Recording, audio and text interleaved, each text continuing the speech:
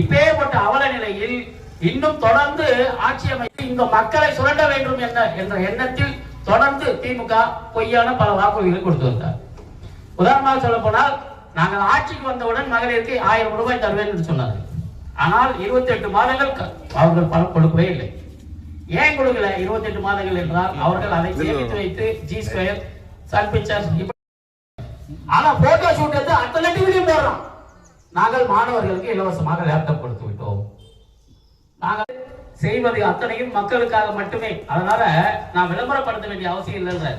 ஆனா இன்னைக்கு டிவியை எந்த டிவி வேணாலும் வச்சு பாருங்க, நான் இதை செய்தேன் அதை செய்தேன், ஆனா எதையுமே செய்யல. மக்களுக்கான பல திட்டங்களை கொண்டு வந்தேன் என்கிறார்கள். அவர்கள் கொடுக்கக்கூடிய திட்டங்கள் என்ன தெரியுமா? தேர்தல் வாக்குறுதி 500க்கும் மேற்பட்டதை கொடுத்து விட்டார்கள். நிறைவேற்ற முடியாது. 10 வாக்குறுதி 20 வாக்குறுதிகள் நிறைவேற்றலாம். 500 வாக்குறுதிகள் என்பது சாத்தியமற்ற ஒரு செயல். அதற்கு என்ன